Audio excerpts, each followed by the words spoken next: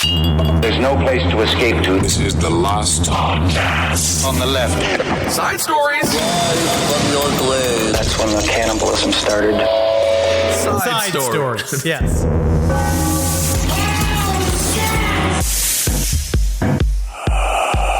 I swallowed his kids. I swallowed his kids. I swallowed his kids. Now they down in my stomach.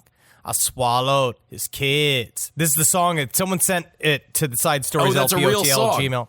Yes, it is from the album. Let me double check because I don't want to besmirch this woman. I want to make sure that I have this completely because there's a lot of creativity here. Definitely. A lot of energy here. Oh my goodness, I get it. This is a euphemism for swallowing cum. What? Whoa. Because here, it's by Princess Vitara. The album is called Coming to America. It's not spelled normal coming. It's spelled the jizz style of coming. Oh my. And what I like, honestly, it's got great titles. I do love the titles. There's one called Why Are You Running? Which is, honestly, I'm asking the same thing. Yeah, especially absolutely. people out there running with the fucking masks on. Yeah. And oh, you want to fucking accelerate your fucking mouth breath to your nose holes? I think there's one called... She wasn't done draining them yet. They can't run away. No. Nope. They've got I stepped on some weed. Oh. Swallow his kids. I swallow his kids. That's the third track coming out there. There's one called I Own 3 Goats. Wow. One called My Rent Cost $5,000. Well, no. So that's just putting that out there. Just that's putting what she's that looking out for. there. She must be on one of the coasts. It's very expensive to live out here. And they got the song just called Do You Eat Ass? All right, welcome to Side Stories, everyone. I am Ben, hanging out with Henry. Now, the question that I have when it comes to the song titles, does she ever answer these questions? Let me ask myself that question by listening to the song real quick. Now, this is the song. Now, this is thank you to Spotify. We want to say thank you to Spotify for all of the support that they give us. And I think we're going to be able to play some of this song because of this, because of our relationship. I would hope so. We get very little, but this could be one of the perks of, our small amount of success. Here we go. All right, let me listen to this song called, she got another big song called I Want 20-inch Dick. Oh, wow. And the other big one's called Nigerian Pussy. Now, let me see what this song here says. Wow. Okay, starting off kind of slow. Yeah. Kind of cool. Do you eat this ass? Will you eat this ass? Jumps into it, huh? And then any answer. Vitara. Her name is Vitara. I mean, she's got a great looking ass. All right. Well, indeed, I'm sure a lot of people would love to take part in that. I hope everyone is doing well out there, enjoying. We're getting some fine temperatures out here. Here in the Pacific Northwest. Oh, this is how we're you're going to have some This is what you're doing. You're going to meteorology corner when I want to talk about the fact that Princess Vitara has she is requesting someone to eat her ass, and mostly the song seems to be a rumination upon the ideas of my ass is edible. Sure. No one currently is up inside of it. Not yet. 3, are you the person with the gumption, nay, grit, determination enough to give her the things that she requires in order to get to eating her butthole? Well, if it takes grit to eat someone's butt, I would highly recommend they just take a shower. It shouldn't be that difficult. You should not have to have an eye patch on like you're John Wayne in a Western. You should never have to, I don't even know, have Honestly, a cold beer after you do it to forget the memory. Just wash before. Just get in there. I don't think it's insulting to ask to give a little sweep, give it a bit of a sponge. Because in the end, I think you should be protecting your eyeballs because that's how you get pink eye.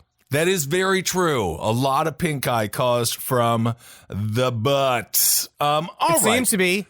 Well, it seems to be. It does seem to be. Speaking of buttholes, let's talk about Israel Keys. Yes, I'd love to, because what a piece of fucking shit. I'm glad he's dead. And now there's new evidence. But Henry, there's new stuff coming out. This is the interesting thing. Obviously, Israel Keys, murderer. What did he kill? 11 people? Well, no, we only have the one he confessed to. He only confessed to a couple, like that one couple. Like he purposely kept his information close to the vest because he wanted to play games with the police officers. I don't know if you remember him being like, I fucking even dare you to get to the center of my devious mind.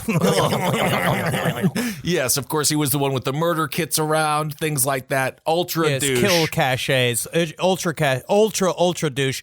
Well, I actually think it's sad, though, that he committed suicide. I would have liked to see this person have to stay alive for a longer time just to suffer in the mind of Israel Keys, but apparently he had to succumb to his own annoyance. I wish I could have seen Israel Keys go prison bald.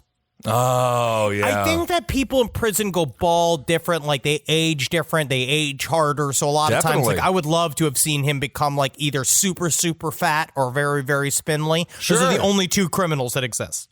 Well, then the super jacked. You can also get super jacked as we know. But serial killers don't seem to do that. Serial killers don't seem to go there. I don't know why they don't go the super jack route, from what I know, because I know Dennis Rader is normal. Yep. David Berkowitz technically went, I think he's softer. He got fatter. He got softer. He turned to Christ. He turned his life around, and he turned to muffins. And he's weak. He's weak. He's a little bit weak. The only one that really made a massive physical transition was the fellow Richard Speck, who got the big hoo-haws. Well, he did that. That was just, I'm going to call it an addition. Yes. Right? He definitely was an add-on to use the parlance of Outer Worlds, the RPG. Was he modified his chest to, I guess, to a +5 grabability and comability. Yeah, well, I've been watching a lot of, for some reason, I've stumbled upon this television show that's all about cabins in Maine. Oh, I love it's called like Maine Lodge Master or like Maine Lodge Commandant, where it's just people putting logs together and just like, this will keep me good and far away from my neighbors. Yep. Well, that's the biggest complaint. If they're out there and they're going to buy a log cabin living, great show, and you even come close to seeing a neighbor, what the hell am I doing out here? Absolutely. Why did I build this fucking shit out of Abraham Lincoln fucking bricks? All right, I got this type of day. And then every once in a while, a guy comes by your house, especially if you may, and you go, you don't want to go up there. Sometimes that is better. That's the only thing I know about me. That's exactly what happens. My favorite thing, and we can get back to Israel Keys because we have some art to talk about, but my favorite critique of anyone that walks into a house is, I wanted a little bit more wood. We wanted more wood. This doesn't have the feel. This doesn't have the feel. We wanted more wood. You see, I came from that idea of because I remember when I was first, before I got with Nat, right? Like I ended up, I was living a single man's lifestyle. I'm going to say akin to Ben Kissel, where I had a love seat, a TV, and a bed. That is the only thing that I own. Well, but I remember I have two TVs, so I'm doing better than you. No, that's different. It was before we were making money on the show. So this is all I had. I had a love seat, I had a bed, I had the fucking TV, and I remember going through at some point, talking to an interior designer about something. I didn't know what I think I would do. I was in a railroad apartment in Brooklyn that was I don't even know what an interior designer was going to do, put a fucking plant in there. But their big thing was that sexual, you got to embrace your male sexuality. And that's what all of this is about. We need to create a kind of moody, sensual space for you. And the only thing they do is put wood in there. Yeah, not to mention you lived right above a seafood restaurant, an open seafood market. It's it ain't gonna work. But that's very sweet, though. That's adorable that you got an interior designer for that place. I do, yeah. But it just stopped. I basically ghosted her because I was like, I got nothing, man. I don't know what to do here. But according to 48 Hours, so the course of 48 Hours, that show, if you've seen that show, I love it. Basically, it is a world-famous show that has been around for 30 years, Henry. People I love love 48 this Hours. Show. But the reason why I even come back to it, it's always a detective who's just fat and tired. Yep. And that's the only thing that stands between us and chaos is a man with a coffee-stained tie who looks like he needs about 3 hours more of sleep. Isn't that true? But they did a new investigation to the murders of serial killer Israel Keys. Now, this comes from CBSNews.com. They have promised to reveal new important details never made public. Now, when producers Chris O'Connell, Anthony Venditti, and I entered a meeting room at the Anchorage, Alaska FBI field office, we didn't realize just how unnerving that promise would be. Whoa. One by one, FBI special agents Jolene Godin and Catherine Nelson began placing sheets of paper before us.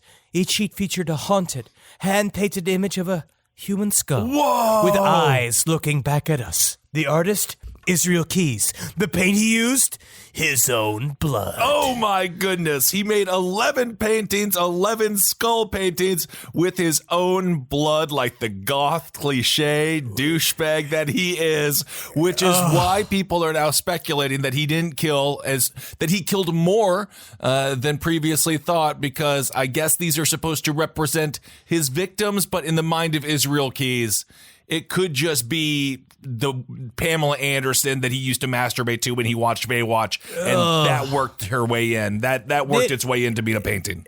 It is just the most painfully lame thing. That the only thing that, I mean, nothing tops his suicide note. Nothing tops his new metal tinged, super extreme with 3 X's, with Vin Diesel standing behind the 3 X's. That type of extreme poetry. But he decided to create he created 11 skulls, right? And I guess it was before he committed suicide. And the last sheet of paper he wrote, "We are one." Oh. And then I guess they're saying, ugh. It alludes to 11 possible victims that he has decided to.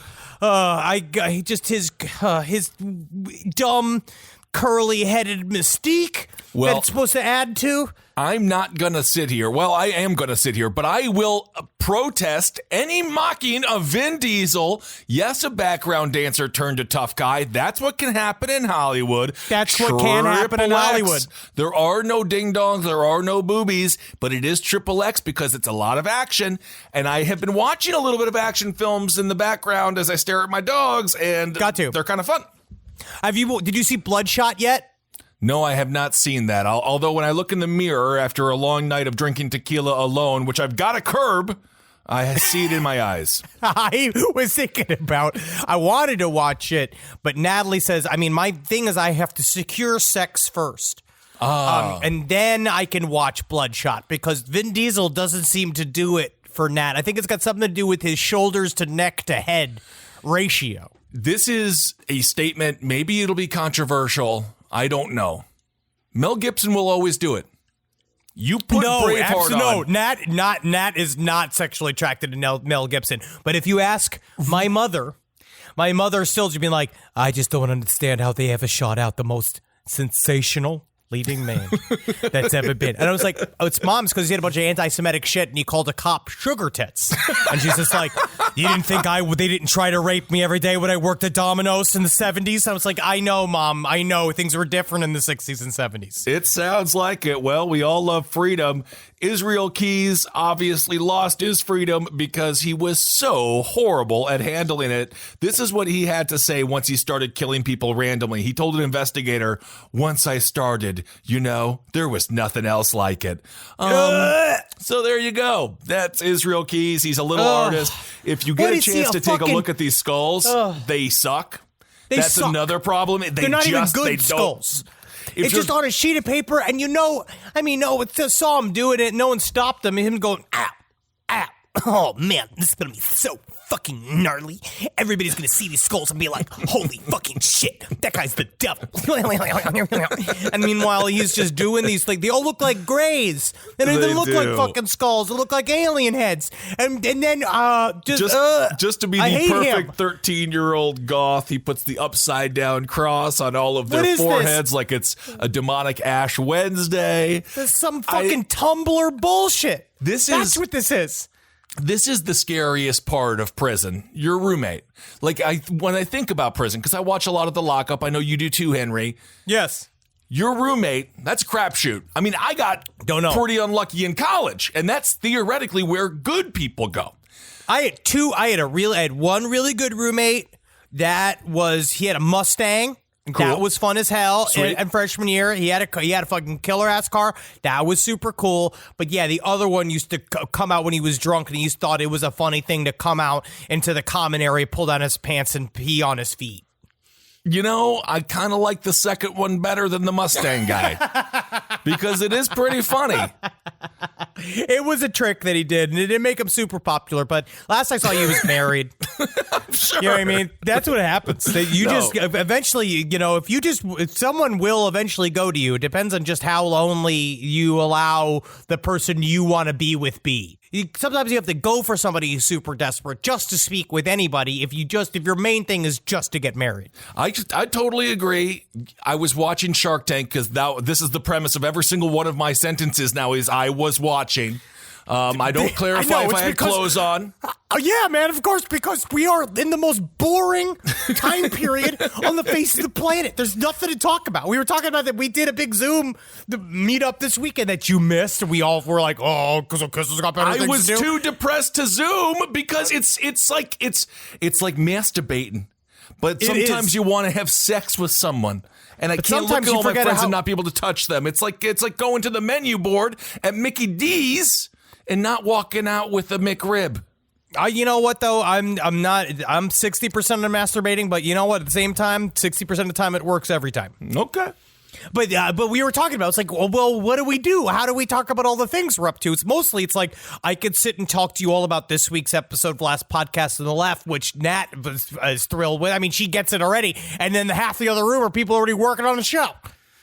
That's what I'm talking about. Shark Tank, they had a couple of people come in and they were selling a product that would clean the internet of all of the funny pictures that you had when you were in college because now you're a grown-up big boy and you're applying for your job at Morgan Stanley and they don't want to see the picture of you, your ding-dong, out in the middle of the living room and when one of your friends took a picture of you pissing on your feet. But in our case, we just monetized it. I asked for Travis's. When we first hired Travis back in the day, I asked for his most embarrassing photos because I needed to know he could embarrass himself to even work for us. You know what I mean? Like, I feel that it's important to have that base. See someone at their college level. If you're going to get new employees, see them at their most embarrassing so you can see if you can handle it or at least know, hey, this is a real person. With a real story. I totally agree. So Israel Keys kind of back in the news because he made some horrible drawings out of his own blood. Horrible roommate situation to be in, mostly because the art is so bad. And you know he put it up on the wall. Because what else are you going to do with it? You have See to. with that one, how fucking metal is this shit, huh? Doesn't it make you feel the creep of the graveyard? Doesn't it make you feel the call of the ghoul? Nothing escapes my dark vengeance. Maybe he would be a fun roommate. Nothing But Henry, speaking of college, Henry, this story kind of made me think of all of us. But this dude is not in college. Did you hear the story about the guy who jumped on the wine tanker in California, opened up the spigot, and just started slamming wine out of the truck? This dude is incredible. Got to, dude. Honestly, what do you find that wine? That wine's just sitting there. You got to get it because in the end, I think that if you steal wine from a bar, right? If you go behind a bar and steal it, I would view that more harshly. But there's something about scurrying up to the top of a wine tanker like you're a French pirate. Yes. And you're fucking self-siphoning a bunch of Merlot in there, man. Hey, the dude, you won. You actually, that's like hunting for wine. It really is. The dude's name is Gabriel Moreno. We have a friend's last name Moreno as well. Johnny. Gabriel Moreno. He was arrested. Oh my God. Of course they arrested him. It was in wine country. You're going to call it wine country and not allow all the wine to be free for anyone that's in the said wine country? You think Willy Wonka arrested those kids for stealing all the sugary treats? It doesn't make any sense. He let them in there, and then he did punish them. Well, he did graphically punish them. One of the fat boys, I believe he is still dead at this point. Yeah, because they killed Augustus Gloop. They stretched the other woman. They did many things to these children, and it was kind of, honestly, now that I think about it, Willy Wonka's all about fucking entrapment. It's all about doing that passive-aggressive thing where you say, like, well, yeah, you just don't track. You bring everybody in your house, but you don't tell them you're not supposed to sit on the fucking furniture, and the whole time you're like, yeah, well, you decided to sit in the chair. Being like, well, you invited me to your living room. Yeah, it's like anytime you go over to your friend's house now during the pandemic, where, yes, it does seem rude, but we have to understand the reason behind the rudeness. So this guy, it was a Cherokee freight line. I don't know what that means, but I guess it's a good freight. And the truck driver was like, what the hell is going on here? I feel like I'm losing wine. He thought that there was some mechanical problem, stops, takes a look behind, and just sees Mr. Moreno with no shirt, no shoes. He's on the side of the tanker. And then the video shows him climb underneath the tanker as it hits freeway speeds. That's when the driver noticed a dashboard gauge showing he was losing fluids, hundreds of gallons of wine. Whoa, this is Fast and the Furious dinner party edition. So this guy This wanted that truck what a wine. fucking Napa Valley capers, man. But Henry, I figured even when you buy wine in the box, they got a little bag in there. It's not there's just a little in bag the in there. box. I didn't know that you could just go crack open like a keg. Like the world's most expensive keg. You could just crack open the back of a semi-truck that has a bunch of wine in it and start guzzling it down. You're not supposed to. But you can. The wine has to go from one place. Or they don't have. It's not like oil. They don't have pipeline system that goes from Northern California and France like into our countries and pull it. Like I don't know. I mean, honestly, that'd be kind of fun. But they don't put it to our pipe system so it can get there directly. So it has to be taken from one place to the next. So it's put in a big tanker, and then that tanker is then emptied into a bunch of other. I guess into some other. Version. I don't know anything about wine production. Know. But the arresting officer, so this is according to the arresting officer of Mr. Moreno, who was just thirsty. He says this individual was able to release the wine from under the tanker, and he placed himself underneath the tanker in such a manner, the best way to describe this was somebody doing it like snow angels. So he's just stuck to the bottom of this tanker, just guzzling on wine, dude. My God, this seems like something Nordberg would do from Naked Gun. He got drugged behind underneath a damn car, but he didn't even get any wine for it. He just got to murder his ex-wife. Yeah, this is like a highly athletic version of Paul Giamatti from the movie Sideways. It really is. And then the officer concludes with this individual, which I like that he's keeping it classy. This individual got exactly what they were looking for immediately. Yeah, sweet wine. Sweet wine. The trucking company says it lost about 1,000 gallons of red wine, most of it ending up on Highway 99. That's about $5,000. That's about 5,000 bottles worth of wine, my friend. So that's not good.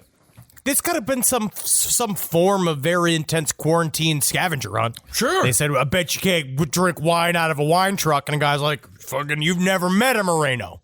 Absolutely, you haven't. I mean, this to me is so much better than spelunking down underneath a cow, sucking its teeth, try to get some milk. This is so much better than that.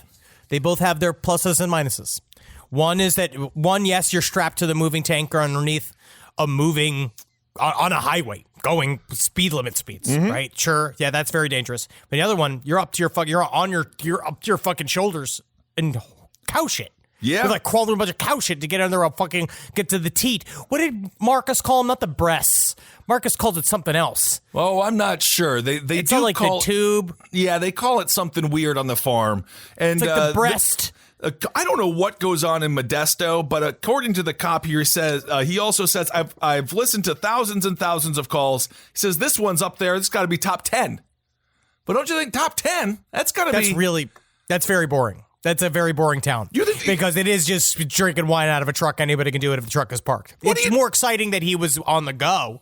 I think he was on the go, and then it went all over the highway. It's a pretty exciting day for the old Modesto cops. I think that cop should be thankful. He should be blessing his lucky stars that it's that bored for him. Oh, God, that's so nice. He doesn't have to go into all these shootouts. I'd be so scared for him. Well, what he's got to do is announce his retirement, and then from action movie logic, that day will be crazy.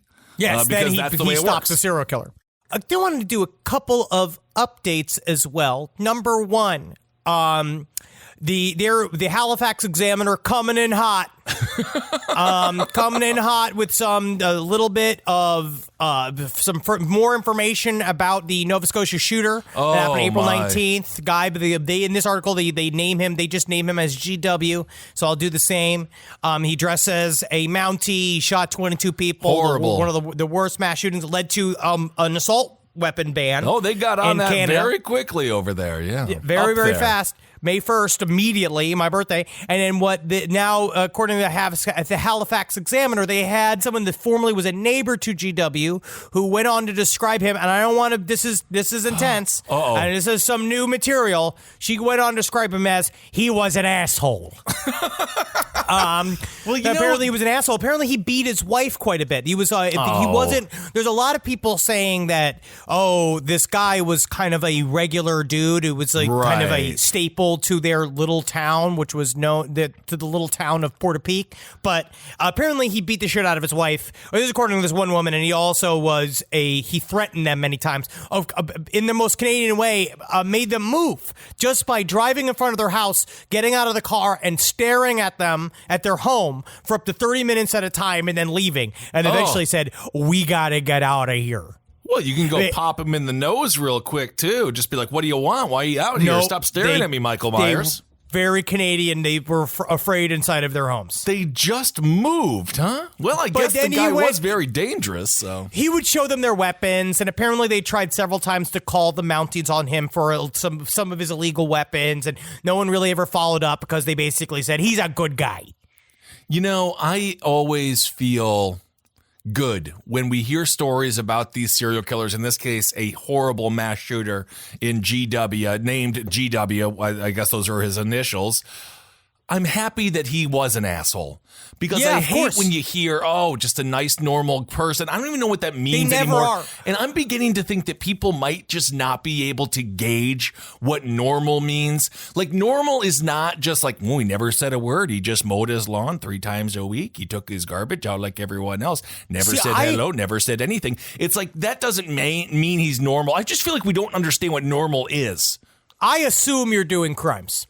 Okay. Right. My base paranoid level is I assume all people are guilty until proven innocent. Well, that's totally flipped around. Yeah, but I do that mostly. I'm not going to not blame the content that we've covered for the last 10 years. Yeah. But on me, so that's why on my end, I'm like, I'm not surprised by anybody's actions, something like this, because I just assume everybody has a mirror world inside of their own brain that we don't have access to. Absolutely. No matter how well you know somebody, you could know them for decades. You could be married to them. You could have given birth to them. You never really true the inner machinations of someone's consciousness. And a lot of times there's fucking wiggity-woo things in there, and they can bubble up to the surface at any point, especially during choke point stress moments like the beginning of a quarantine. Well, that is why the question is, would you ever want to know what's on the minds of people?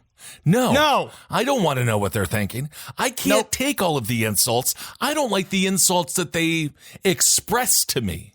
We're already getting them. We're on the internet. Yes. We're already up to our eyeballs in the collective unconscious of all fucking humankind, and everybody says whatever thought that they have anyway, and we are already subject to it. So I've had enough of people's thoughts. Yeah, I guess that's a good point. I didn't really realize we sort of did get that.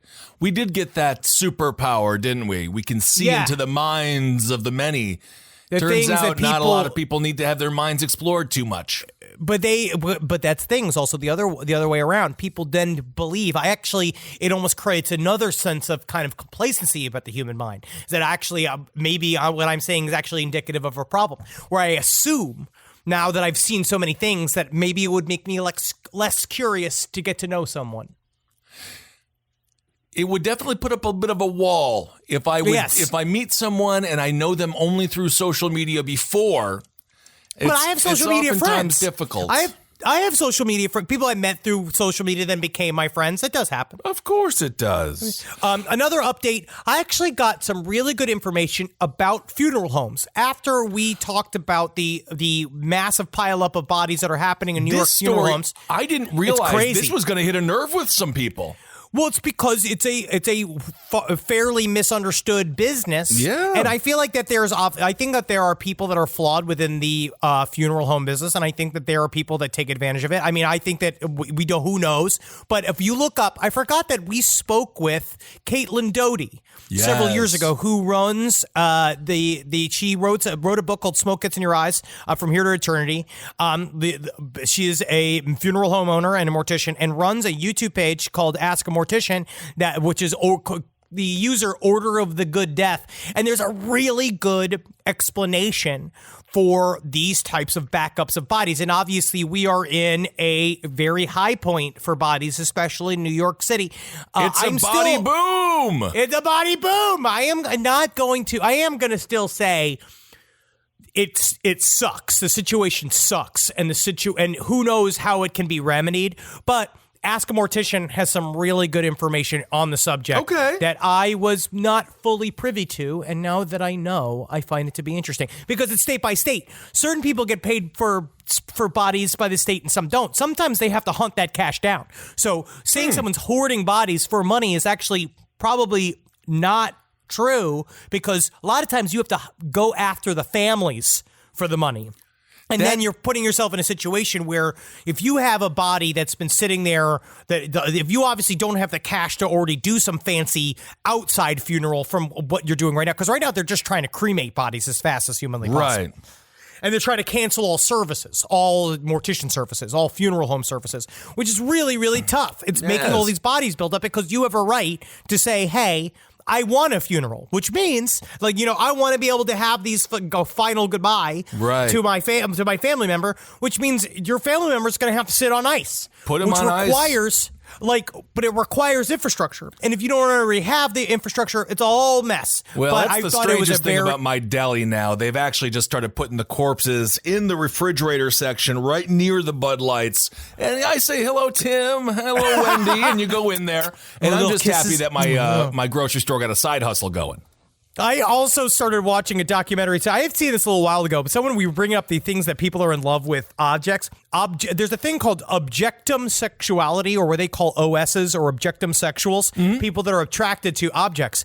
And one of the things that I watched this documentary, it's on the YouTube channel Only Human, and one of the things that, you can love whoever you want. I don't give a fuck. Do whatever you want. These people aren't hurting anybody. I mean, they are marrying the Eiffel Tower, sure. I think it's weird because I feel like it's people that are insane that think that they're Napoleon, where it's been like, so it's not just some random building, it's the Eiffel Tower that you're in love with. But then they find a local piece of building that they'll rub themselves on. Maybe they watched some Eiffel Tower porn. If you do watch some Eiffel Tower porn, you're not going to go to France. You were going to go to the basement of some college frat. And then that Eiffel Tower, that's a whole nother thing. Yeah, and I tell you what, that Eiffel Tower is not up to code a lot of the times. But the one thing that was the hard part of this documentary is watching these. I'm not offering judgment upon them. These are very strange. I'm going to say the word unusual. Sure. They're unusual people. They're in love with structures. Safe to say. Yeah, I think it's safe to say they are rubbing themselves on things. It's a lot, right? See, this is my question, Henry. Do they ever fall out of love? If there's a World Trade Center one, the first and all of a sudden, I'm sorry. Yeah, that happens. That is in the documentary. What happens then? How do you divorce the Eiffel Tower? And isn't the Eiffel Tower going to be pissed? And don't you have to give it half of your shit? And then doesn't it come back and kill you? No, the Eiffel Tower. This one chick is married to the Eiffel Tower, and she's still in love. And she says that they keep it. What she does is she built a model of it that she has sex with. Oh.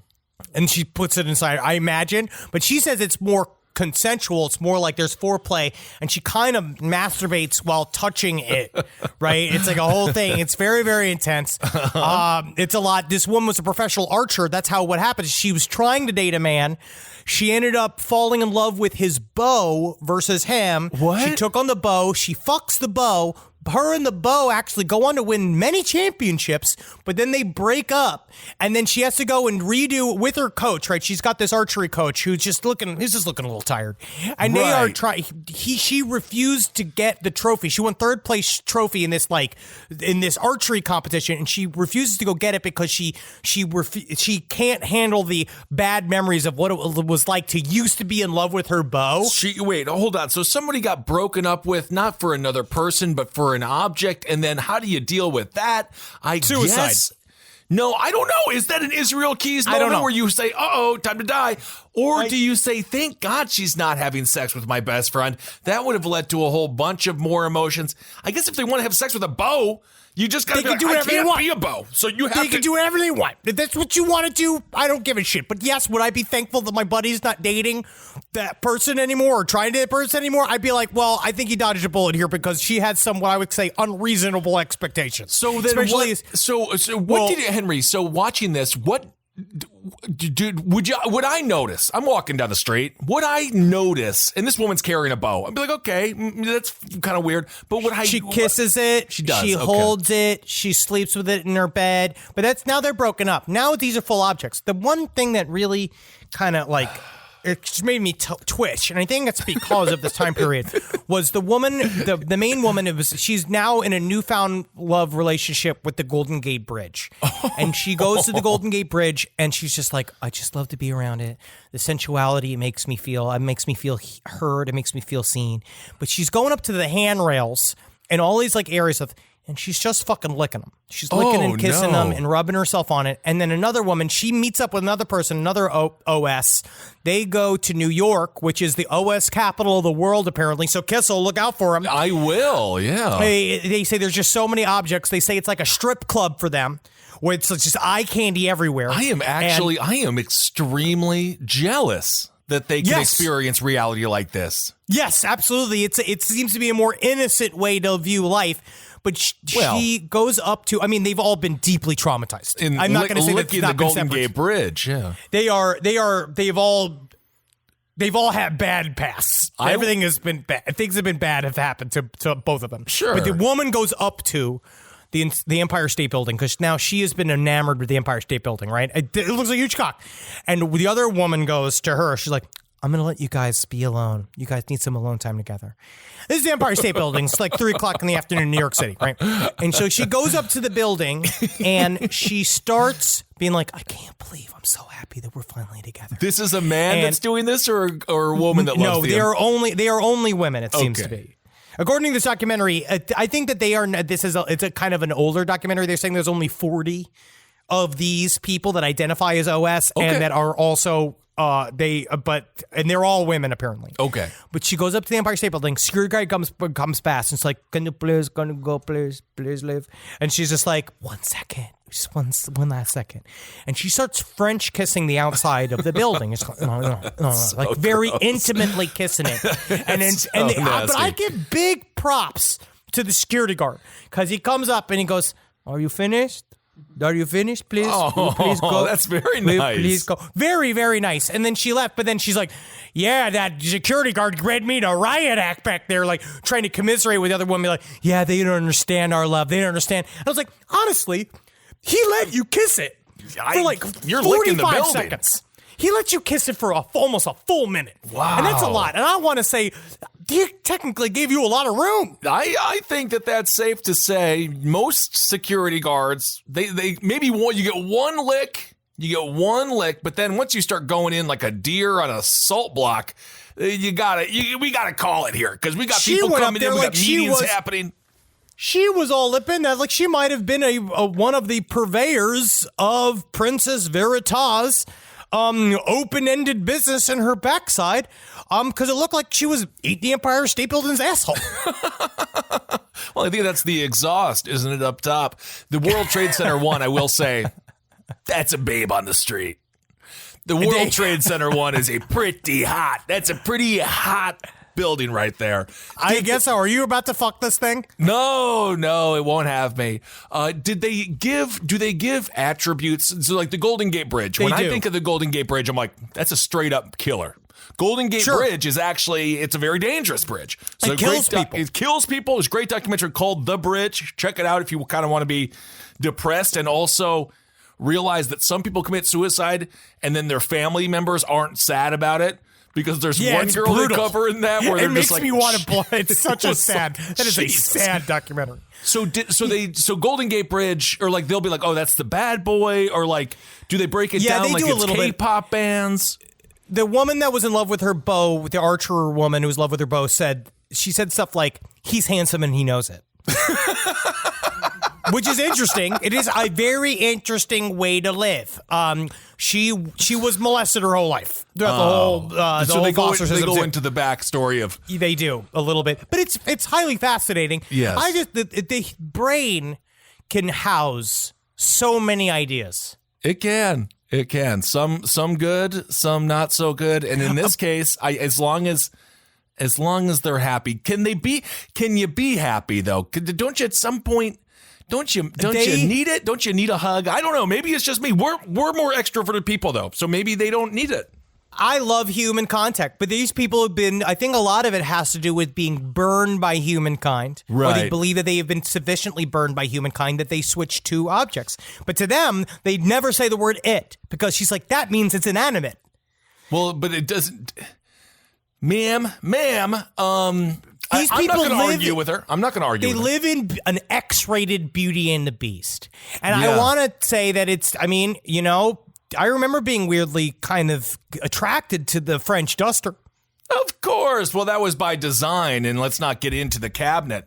But I like breasts.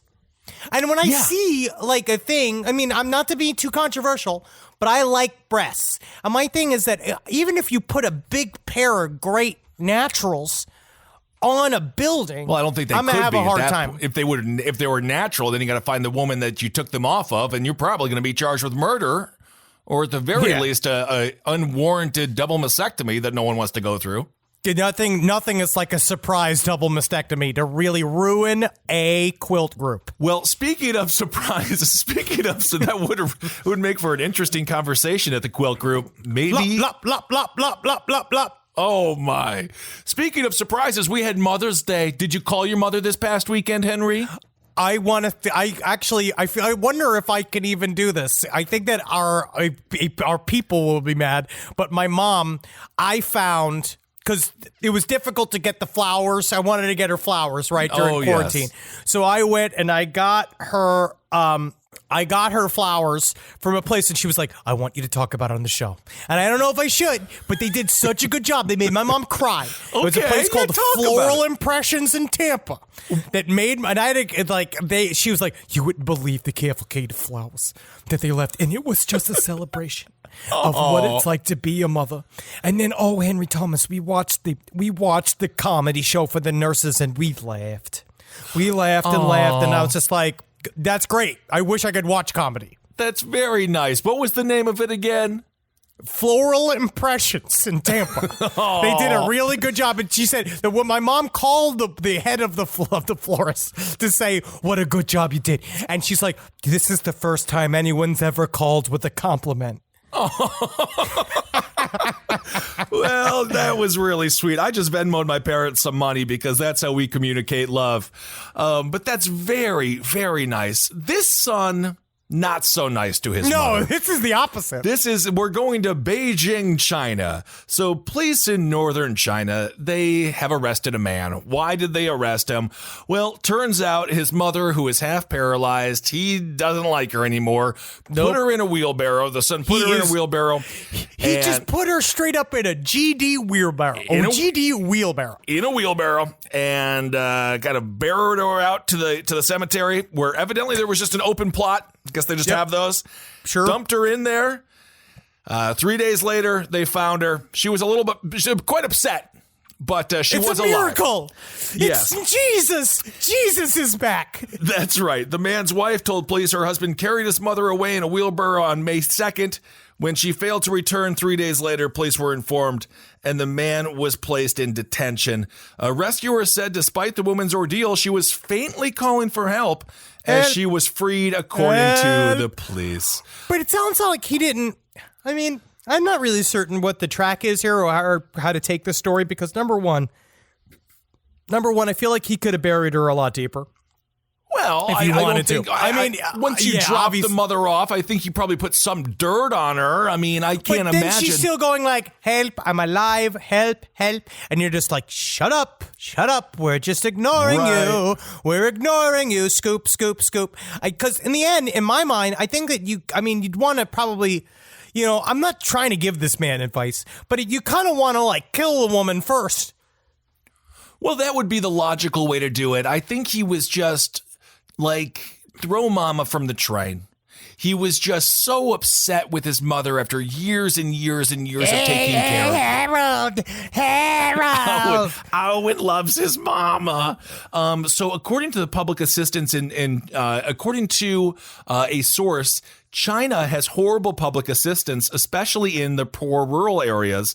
But of course, the families are expected to take care of their elderly. I guess this guy just had enough. And he said, I can't do it anymore. And he went and he buried his mother for 3 days. And now I guess he just has to hang out with her more. Absolutely. Because that's the thing is that, like, why bury your mother when all that does is grow more moms? Yep. I don't know. You know what I mean? You can't just plant a mommy seed because then you're going to have a whole mommy crop. That's right. The mom's surname is Wang. She was 79 years old. His surname is Ma. He's 58. I mean, I guess at this point, buddy, that's your mom. You just you have another 10 to 20 years tops. Yeah. So you just gotta wait it out. But also there's just, again, not to give advice, there's so many other ways to do this, but also just ease it through. Be with your mom for a little bit longer. Just figure it out. Because in the end, you're not going to really be, I'm going to say this. If you kill your mommy and bury her, yes, maybe at the very beginning, you'll be very happy. Oh, she'll come back to haunt you. Yeah, I think that you will be haunted by your actions. Absolutely. Especially just if you're already so half-assedly just kind of leaving her in a pile of dirt. Right. You don't really want this. You're just trying to find a way to get it. And you know how you do it is you get her a rich boyfriend. Yes. I'm not sure how many rich boyfriends are out there in that province of China. Yeah. But you know now. He thought it was bad before he buried his mother for 3 days. Oh, my God. You're never going to hear the fucking end of it. Never going to hear the end of it. You better be making breakfast, lunch, and dinner for her from now on, buddy. Because remember when you buried me alive for 3 days? You remember when you put me in a wheelbarrow? Yeah, it's forever. It was like the one time I forgot a cake on my mother's birthday. A little bit like that. You think if she was mad about that? Yeah. I'm mad if I shoved her in a wheelbarrow like she was a bunch of fucking manure. Your mom would at least just enjoy having the family time together as you sweat profusely in the middle of the night with a dirty white shirt, trying to find the right graveyard to plop her in. Henry Thomas, it's just nice to spend some time together. Yeah. Oh, come over here. The dirt's so light over here. This actually would be really nice. Oh, this is actually kind of comfortable. This would be a nice grave, Henry Thomas. Oh. No, I'm not going to kill her. I'm not going to kill my mother. No, you just gave her flowers, and she's not allergic to flowers, to your knowledge, so that wasn't a secret plot to poison her. No, that's just I'm not like my mom. My mom does long con games where she tries to poison people. That's a different story. Never tell anyone your allergies, by the way. That's what we learned from the movie Parasite. They are those are biological weapons. If you're allergic to cumin, it's no longer just a fun spice. It's a goddamn weapon of mass destruction. Mass destruction. I want to tell you this story. I said this is way more of a Kissel story than a normal Henry story. Oh, is this the one? This is really fun. This comes from Smithsonian Magazine. Yeah, so this comes from like a very big, this is like a big, classy, like, it is. Honestly, periodical. This is a headline. Super constipated Florida lizard breaks records with gargantuan poop. Oh. Now, you think that that's cute, and the picture of the lizard is really cute because he's all fat and chubby, right? Right. It's an unfortunate diet of pizza grease and sand. clogged her innards because it lived behind a pizza shop. Right? It's in Florida. I live behind a pizza shop. It's fucking so cute. That is like you. I was born on third base and about to hit a home run. Yep, it was a northern curly-tailed lizard behind this thing, and it got all filled with shit, right? And according to the article, this tubby creature, whose 2-inch long midsection was swollen to the size of a golf ball, was a female. And they first thought a UF herpetologist scooped it up, and they thought it was pregnant. Okay. When they began to poke around the animal's abdomen, they didn't find any evidence of eggs, and so they said it felt like it was full of silly putty. Oof. Now, if you see this fucking CT scan of this lizard, right, you see that the lizard lady's innards weren't full of burgeoning babies.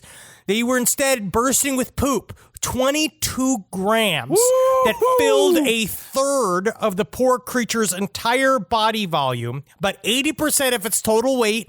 It pushed all of its fucking innards up to the top of its rib cage, right? It was completely jam-packed. It looks like Mitch McConnell if you gave him a fucking autopsy. I'm getting better at this. Sure. I am getting better at political humor. But certainly the one that definitely eats sandy pizza behind a weird-ass pizza joint in Florida, for sure. Definitely the one that probably should be euthanized as well. That's what and so at first I thought that, oh, what a cute story. Sure. Right? Because it seemed like, I'll be sending poop with the lizard. Well, blah, blah, exactly. blah. Just give it a little lizard diuretic, have it poop it all out. It'll be happy. And you can imagine, Henry, aren't you just a little bit envious of having that, to reference John Wayne once again, just the 7 pounds of poop that was found in that man? If you could excavate it, what a day. What a day that would be.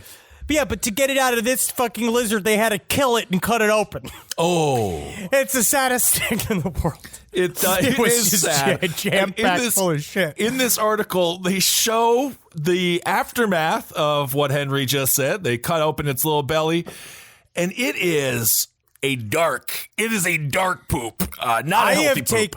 I will say I've taken a couple of these. Yeah, it's almost like we were in...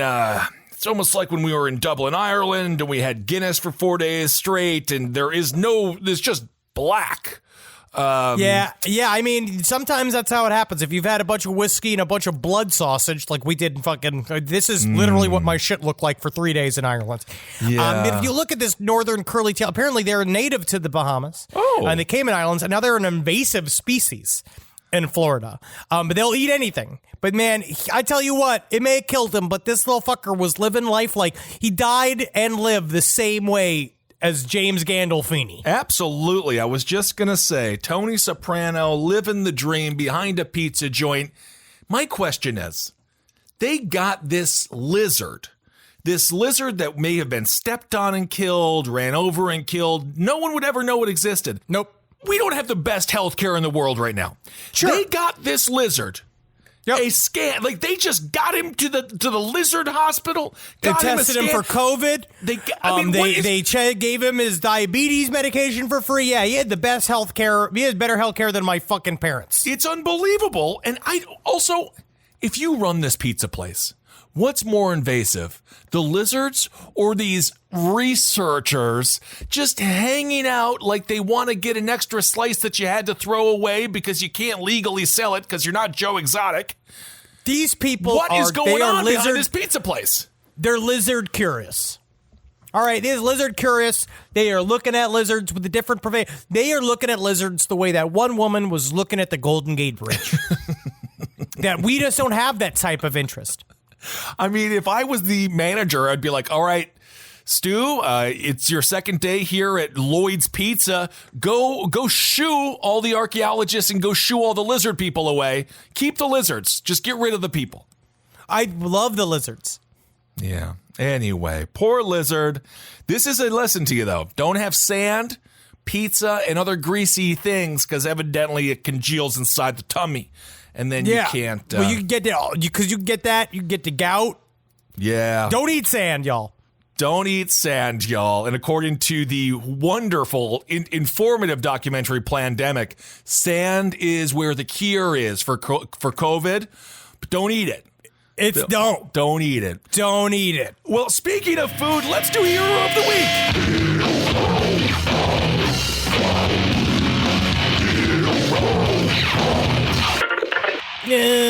All right, this week's Hero of the Week. He's the hero of my life and the hero of every day for me, but now it's nice I get to share with all of you in Well, it agreement. just shows over the years, we have stated opinions on people. Sure. We have called things in the future. I mean, I was famously correct about Michael Jackson. I think that, Marcus was famously there was some heavy incorrect. speculation going on. But Marcus is famously incorrect because he defended Michael Jackson. I'll always remember that to him. But I'm going to say that the history books, at first glance, we thought might not look kindly upon this man. But now it's seeming that he might be the only decent person to live. Indeed, a spiky-haired Jesus, Guy Fieri. We're going Fieri this week. I'll even say Guy Fieri today. Even I will do it. He raised more than $20 million for restaurant workers. This guy, he was partnering with the National Restaurant Association Educational Foundation. He and the organization have been sending restaurant workers $500 grants through the newly created Restaurant Employee Relief Fund. After less than 2 months, Fieri was awarded more than 40,000 grants. During the interview on Thursday, he said the total amount they raised was $21.5 million. He said, "I started thinking about my brothers and sisters in the restaurant business and a bunch of restaurants that was closing. We got to do something." And Guy Fieri from Triple G, Triple D, and everything else, Guy Fieri was able to raise $21.5 million. People mocked him for years. They mocked him for years, and they said, oh, he's going to be a child molester. Oh, he's going to be a rapist. And they've been incorrect so far. No, they were thinking Jared Fogle. This just goes to show you this holds true to my philosophy that the nice people, the morning people, the Matt Lauers of the world, they're always the ones, because you got Jared Fogle. Everyone's like, Jared Fogle, Subway sandwich is super healthy. He's having sex with children. Guy Fieri is in there being like, put some more bacon on it. Oh, yeah, I like the cheese. Yeah, that's all he's thinking about. Raising $21 million for people. I was trying to explain to Natalie that once I was listening to an interview with Guy Fieri, and the way he talked about how he was changing the game in the chicken wing and chicken sandwich business by raising the ounce level of per cutlet. The way he was talking about it in detail, I was like, this man doesn't even have time to molest and groom. No, he's busy. This man is focused on fucking impacting the chicken sandwich environment. Absolutely. In a way, he's trying to disrupt, but also he's observing and adding to the conversation of the chicken sandwich. Yes, he is. And there's no greater conversationalist than Guy Fieri. I'll never forget the American Grill experience that I had in Midtown Manhattan before the coronavirus closed everything. It's not a good restaurant. The market it's not closed. Good. Yes. The He's market. not a good restaurateur. Well, he put his name on it. He put his name on it. But Henry, did you even go to the American Grill, or are you just demeaning the great chefs that work there? Unfortunately, even though it defies every single thing inside me, every bit of judgment, every single thing of culinary foresight that I have, because of Guy Fieri's ascendancy into a place of respect, I will at some point go to a Johnny Garlic's. Just to check it out because I've never done it. But also the Burbank Airport has a Guy Fieri sandwich spot. Okay. That is not good. Well, it's not always about the quality of the food in his restaurants. It's about the quality of the food in the restaurants he goes to. That's what it's about. He is a good curator of food and assembles views of food. I will fight you to the death if you even come close to criticizing his Vegas fries. The Vegas fries that I got. Now you got your tornado crisp. You got a tornado fry. What is a tornado fry? It's just a big, thick, twisty fry. It's a curly fry. It's a big, thick one. It's a spoon that's a fry. It was one of the best things I've ever had in my life. To the point where I was talking to the bartender in Midtown Manhattan as if it was a very nice, classy restaurant. And literally the guy was just so nice. He was so happy that I was treating it with such amount of respect, because usually it's just big families from Ohio, not demeaning them, but when they come to New York, they're just they're not even thinking about the food. They're just shoveling it in their mouth, right? That's what you're about to say. You saying that you put a jeweler's glass on to the Guy Fieri experience, and you actually were there. You were the only one truly present. Everybody else was just filling their gullets in the neon flame bedecked world of Guy Fieri. I don't uncut gems, got nothing on uncut carbs. I wished I could make a movie where I was Adam Sandler's character in that film, but instead of running a jewelry business, it's nothing but these tornado fries, Vegas fries. I will legitimately help bankroll that. I got a martini. And the martini. I would help you with that. Thank you. I think that's fantastic. The martini was incredible. So thank you, Guy Fieri. You're the hero of the week. You did it again. Did it again. Proving them wrong every fucking week. All right, I got a couple of listener letters. Let's take a look at some of this motherfuckers. Now, this comes from, I talked a little bit about the Verdeger, which was this kind of opposite of the deja vu experience that happens a lot in Scandinavian countries. The idea is that you see a premonition of someone before you see them, and it happens a lot to people that are emotionally close to each other. This is crazy. This is a good letter. I myself am 35 years old man from Norway, and I have this shit. I've earlier wanted to sit down and write to you about this. I never got around to it, but after hearing that episode, I found the time. A lot of men in my family have had this dating back to at least as far as 1685, according to the family tree. When I was younger, I never understood why my mom always knew when I would walk in the door, or that she knew when she needed to look for me if I got hurt. She would always say it was the Verdeger. I thought it was something she had. My grandmother on the mother's side would do and say the same thing. When I was in my teens, I finally asked my mother about this and why she had the Verdeger. She looked me dead in the eye, and told me that she didn't have anything. I did. That freaked me the fuck out. But she explained to me that it was when she saw the dread in my eyes. It's not a doppelganger as much as it's a poltergeist, but not scary. It's just a premonition of me that shows itself 15 minutes before I get somewhere. It seems that most people who are emotionally connected to me get the premonition. My mom says that every time I have walked in her front door since I was old enough to walk, she's heard me open and close the front door and hang my jacket in the closet 15 minutes before I actually do it. She basically gets deja vu every time I walk in the door. All the dogs I've ever had have also done this. So if someone has been watching my dog, that dog would go sit by the door 15 minutes before I arrive to pick them up every time without fault. When I was 18, me and some friends went on a trip to Bulgaria to party. One evening when I was really drunk, we walked past a tattoo shop that was open. We stopped and were about to go in and get me a tattoo when my mom called. She told me I was too drunk to get a tattoo and I should leave the shop. My asshole Verdeger had showed itself to my mom getting a tattoo, and she immediately called me. Oh, it's a snitch. It's a snitch ghost. That's what he says. My Verdeger is a snitch. What? Oh, my God. Well, I didn't know that was going to be the turn. But it also showed itself to my dad when I fell from a tree in the forest next to my house and blacked out. So I woke up in the hospital instead of alone at the forest at night. Oh. But no one in my family really believes in ghosts. But Verdegers, everyone believes it because we've seen it too many times to doubt it. When the people with Verdeger die in my family, almost everyone knows when they have died immediately because a lot of my family sees or feels it right before it happens. I don't mean everybody feels it, but that just enough feel it that everybody gets the message early. My dad was in Brooklyn in the 70s when he saw my mom's uncle die on the pavement in front of their apartment home in Norway. He called home to check, and my mom said he was fine and she could see him walking past the house. He suddenly fell over and died on the pavement of a major heart attack when my mom hung up the phone. Well, this is first of all, never answer the phone if anyone from this family calls you. It's always scary like news. 7 days. 7 days. It's very scary to think that, if they acknowledge it, I wonder if it's because they acknowledge it that it happens. Because otherwise, I don't know. Could you try to help them? It sounds like it's happening despite anything that they're doing. It sounds like it's just a weird sort of astral behavior that we do not know why. I love it though, and it makes me so happy.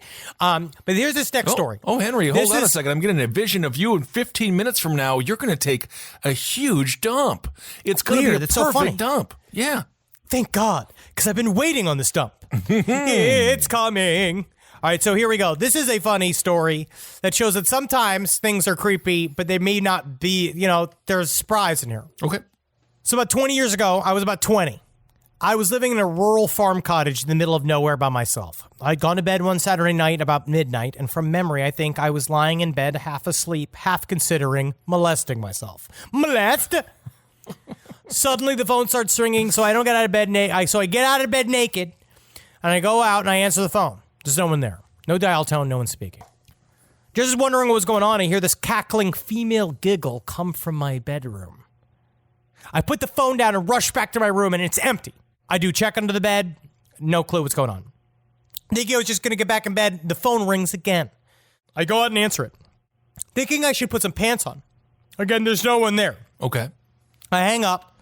Phone rings again. So I answer it. No one is there. So I just fucking pull the jack out of the wall. Thinking that solved it. I head for my room. And then I hear a painful sounding baby crying in my spare room. I run in there. Room is empty. Do you know you're feeling when your brain can't stitch together what's going on? Right, but I don't know what the hell's going on. I'm feeling panicky. Phone rings again. The phone that has been ripped from the wall. I answer it, and now there's creepy breathing. I'm saying, who the fuck is this? And then that witch-sounding cackling giggle comes from my bedroom again. I drop the phone. I rush into the room. It's empty. Fucking rushing back and forth. He hears the giggling again in his bathroom. He runs over there. Nothing. Phone rings again. The phone is off the hook, and it's unplugged from the wall. It is ringing. I pick it up. I start to freak out. It is the breathing on the phone. The witch appears to be moving from the bedroom to the bathroom, cackling. I hear the baby cry again. I hear banging coming from my room, as if someone heavy is running across the floor. I freak. I can't find anything happening. I can't even begin to comprehend. There's the baby crying, the phone ringing, the witch cackling, the banging on my floor. I finally flip. It has to end. I run out of my room. I go out of my room. I grab a 12-gauge pump-action shotgun. Oh, okay. I slide open the sliding door, open the balcony, and I let a shot off in the air. He's freaking out, right? Yeah. So that's why he does this. I don't know if that's going to help. All goes silent. Everything goes silent. The whole house goes crazy. Everything goes silent. And he goes to pick up the phone. It's his brother. And he says, hey, stop shooting. I'm under your house. Turns out the weekend before, when I was away for the weekend, he had driven 2 hours to my house with a bunch of old stereo speakers and screwed the speakers with wires in various places under my house facing up against the bottom of the floorboards. He then ran wires from all the speakers back to a central location. He had wired my phone somehow via another phone that he had under the house. He had then gone home and made a mixtape with various creepy sounds. He then waited a full week and then late at night, driven the 2 hours to get out to my cabin, snuck onto the property and crawled under the house with his Walkman. And then when the time was right, he called me and he was pushing play on the Walkman and connecting various wires to the Walkman as different sounds beamed into different rooms. Damn. So it was this crazy story. And he said eventually he gave me the mixtape when he left, and on it was written Operation 13 Ghosts. Dude, that's awesome. Hell yeah. Good thing he didn't shoot his brother. That is one way to die accidentally at the hands of a loved one, but very cool. That's fun. You know, kids, dude, the kids don't have fun like that anymore. Isn't that nice? You know what? Because it takes you really have to be engaged. You do, and you have to be a little bit bored. You have to have a level of trust and a level of hatred to just go and torment your brother like that. I think that's great. That's a great family right there. I think it's a great family, and I also think that when it comes down to it, I love a super involved prank. Yeah, absolutely. And they don't do it for the cameras. They do it for the love. They do it for the love. They do it for the love. So this is a cool story. I thought this was very interesting, especially headed towards what we're going to be covering in this week's episode of the last podcast and the next couple episodes, probably two. I'm from New Zealand, but I've been living in Japan for the last few years. When I was younger, I went on exchange in Kyushu, in southern Japan. Due to a mix-up, the school had no families for me to stay with, so I stayed with one of the teachers. Very eccentric, always chuckling at everything. That reminds us kind of like anime style, where they're like, oh, that's kind of fun. Fun fact, many Buddhist priests in Japan work 2 jobs to support the temple. This teacher was also a Buddhist priest, so I stayed with him and his family in their temple. The house temple is large by Japanese standards. The temple proper is a full statue of their Buddha, all lacquered wood and gold leaf. The temple is quite old, even has a graveyard by the front gate with graves dating back to the 17th century. Cool. Being a temple, there are certain rules. Japanese belief maintains that the temple gates are an entrance to the spirit world, where the gods reside. As such, we never use the main gate, instead go around the gate to show the spirits we are still in the world of the living. By tradition, all that gold used to make theft a big issue, so the temple needs a guard. In this case, they have Zenzai, the guard dog. I say guard dog, but she's actually a very friendly border collie, very handsome, and the best worst guard dog ever. Always happy to see me when I arrive and wants constant attention. She's kept by the front door by tradition, and I walk her every night when I stay. With that out of the way, let's get to the spooky shit. Night in question happened last time I visited. It was a quiet weekday night. The priest-teacher father was working late at school and hadn't come home yet. The rest of the family were off doing their own thing, so it was just me and the elderly grandma. Sounds like the trifecta of just a guaranteed pedophile. The priest-teacher father? Yes. Oh, my. He might as well, fucking priest-teacher father cop. Oh, no. The rest of the family were off doing their thing. So it was typhoon season, and we had 3 straight days of rain. Zenzai, the guard dog, hates storms. Her tail goes between her legs, and if there's thunder, she barks and scratches to be let inside. Tonight was no different. Now, Grandma said something in her rural accent I didn't quite understand, but she pointed at the front door. I got the message, so I went to go calm Zenzai down. I walked to the front door and opened it to see Zenzai, soaking wet and scared. I'm about to let her in when I notice it is suddenly dead silent. No wind, no heavy rain, no thunder, dead calm. Zenzai and I looked at each other nervously, then both looked out into the yard in front of the temple. There were no clouds, and a full moon lit the yard with jagged shadows. I can't explain it, but the shadows in the yard all shifted imperceptibly, like sort of clicked into place, almost like I had stepped into another world. Zenzai suddenly started barking at the open temple gate.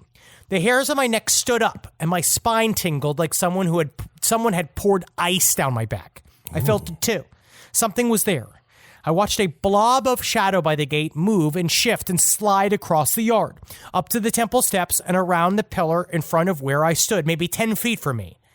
The shadow paused and looked at me, and it looked into my soul with giant green eyes. It was a kitten, a tiny black kitten. It could have fit into the palm of my hand. Of course, typical, since I was just concerned about a tiny feline intruder. I went to go pet Zenzai for a job well done when the kitten moved. This is where it gets strange. Uh-oh. Its front half sort of stretched out to the nearest gravestone about 30 feet away. Oh. And its back half followed a good quarter of a second later. It turned around, looked me dead in the eye, then stepped out of existence. I was petrified, and Zenzai pissed herself. Just started pissing. Damn. I told the priest about it when we got home. He chuckled, then laughed, and he sat me down in the temple to give me a blessing. He explained that Japanese witches employ certain animals. These animals carry their souls into the spirit world to do their bidding on the full moon. Very much like the witch familiars of Western paganism, but with more contracts, rules, and bowing to each other. I had likely just startled a local witch who was out doing their witchy business. He gave me a blessing just in case a curse had been put on me, but he said I was probably fine. But still, it really freaked me out. Yeah. And it still gives me the creeps. Don't piss off the witch. Look at that. Sort of like the Slinky Wiener dog from Toy Story. Very much able to like stretch. That. But Very it's cute. cool. That's cute. I like that story that goes. It reminded me of Mushishi. I love it. I've been reading a lot of Google. Been reading a lot of Google. I've been reading a lot. You're reading a lot of Google. Mediums. You know, mediums, they all got websites. Been reading a lot about it. There's a whole bunch of different realms. I've been talking about that. This is great. Yep. Lot of fun haircuts in the medium community. Thank you all so much for listening. This has been a wonderful, I don't know, should I say it's been a wonderful episode? I hope you have enjoyed the episode. I fucking hope. And yes, let's see here. So thank you so much for buying the book. You can go to indiebound.com and get the last book on the left. Also, our live show is out. Lastpodcastlive.com. Super fun show. We filmed it in NOLA. And it is, I don't know. It's a good reminder that live performance will come back, and it does exist. It will come back. We will be at you as soon as humanly fucking possible. I have no clue when that will be, but soon. You guys, yes, check out Last Podcast merch as well, because we have a lastpodcastmerch.com. All new shit. We got a limited edition shirt just about to hit. Oh my God, I love it. I love it. Just get up in there. You're gonna love that shit. Yeah. Let's do this. Thank you guys. Honk, honk. You remember? Do you remember? Yeah, I remember Damn. You remember? So guys, live. You gotta live, man, because people out there are fucking. Because you gotta get busy living. You're gonna get busy dying. That's what I heard. Yeah, sure. I don't know who I think. You know, I think Tony Danza said that. That could be. I'm not certain, but Tony Danza, what a talent. Multiple talents. Can dance, can sing, can act. Love him. Love his energy. Absolutely. I think, did he die?